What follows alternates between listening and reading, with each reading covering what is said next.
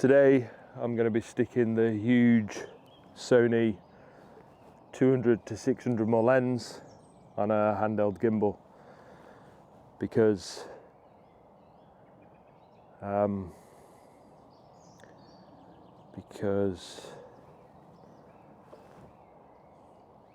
let's move on.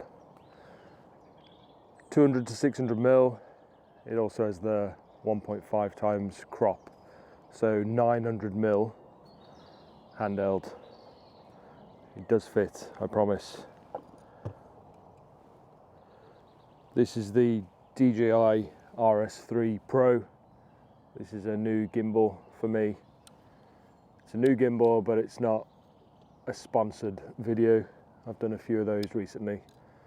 This was bought with my own money for a couple of projects with sensible lenses. And I thought, what the heck, let's give this old beast a try. Absolutely ridiculous thing to do. And even more ridiculous is that we're testing it here in the woods. I could have tested this up and down the street. That would have been easy. Or maybe at home in my office with nice pretty lighting and that neon light background that YouTubers seem to love. But I thought, no, I'll come out here into the woods and test it here. Be more interesting, and I'd quite like to do it. It's a dull, dark, cold, windy, overcast day in spring. Absolute ridiculous conditions for shooting video with a 600mm lens. Onto the fit. I'm mounting it to the Ronin using this big long camera plate and 2 bolts directly into the lens itself.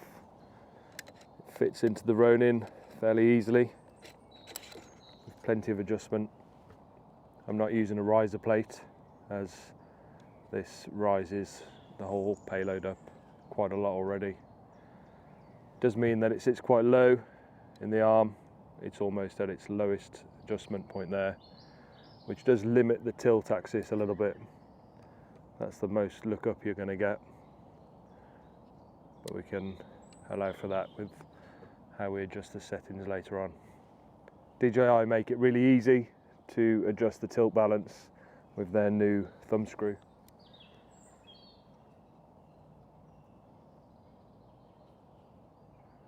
All gimbals should have one of these. Well done, DJI.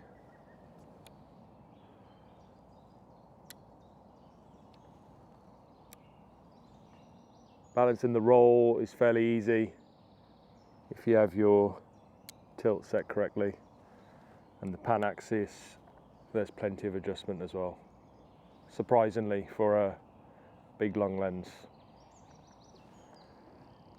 We'll power it up.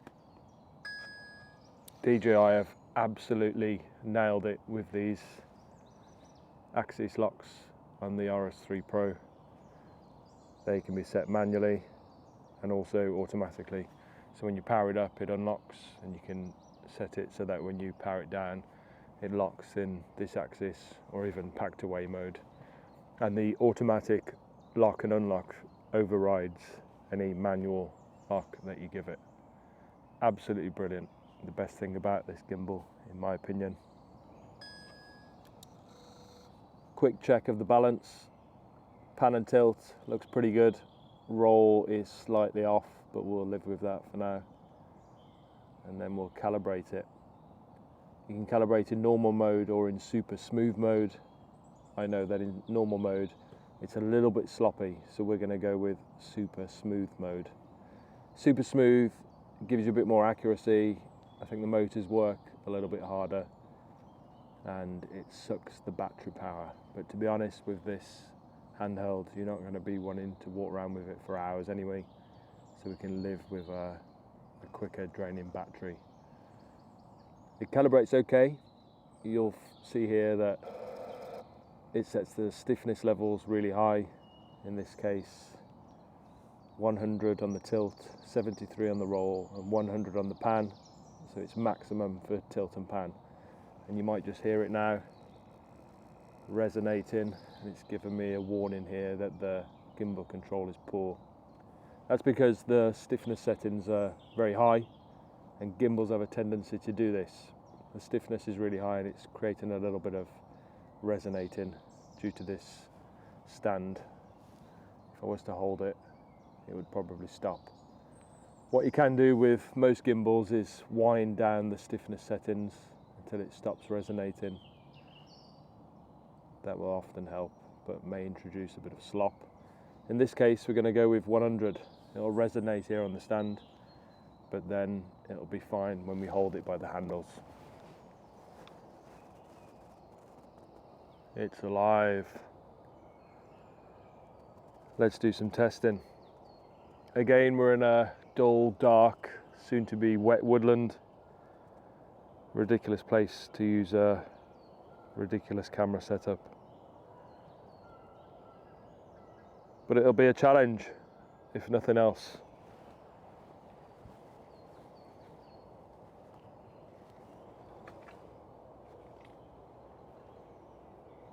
Top tip: Steadicam and gimbal operators don't usually wear wellies.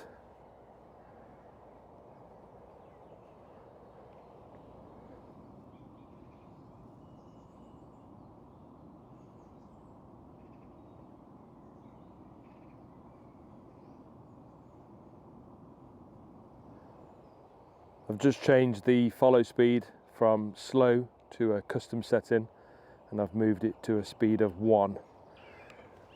At slow, it was moving far too fast, and it was showing every little movement in my feet walking, in my stupid wellies, but also just any hand movement. So with a follow speed of 1, it's very, very slow.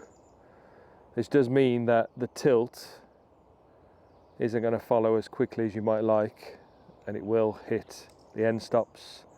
It may even hit the end stops on my handles here. But what you can do, what I've done, is go into the Ronin app and set the push lock framing setting, or whatever it's called, so that you can push the camera to where you want to frame it, and it will set it thinking you've set framing. What this will do is, if you do hit an end stop, it will think you're just reframing it, and it won't overcurrent the motors or go into full-on spaz mode. Other than that, 1 seems to be the setting to be in.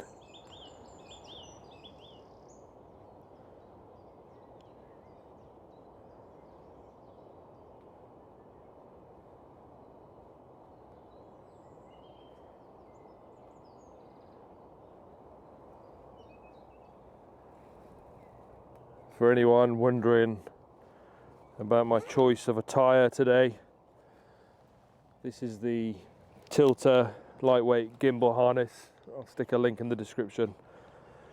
This makes it very easy to handle the weight.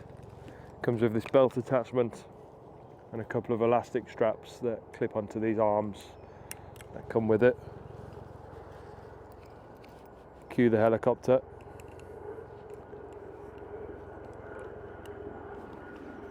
It means you can go pretty much hands off with this gimbal. You can go hands off with this gimbal.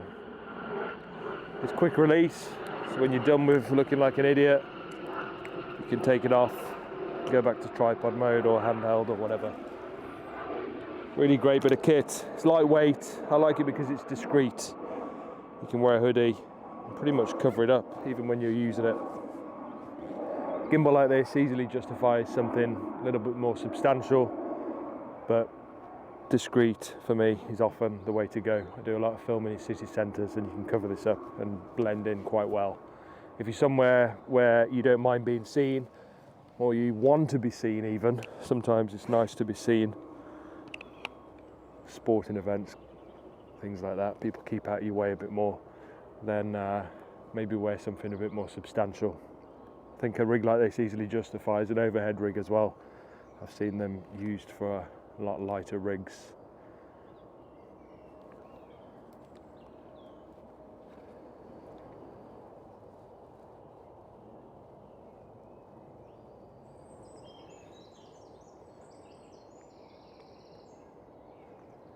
In conclusion, it's difficult but interesting and fun to use.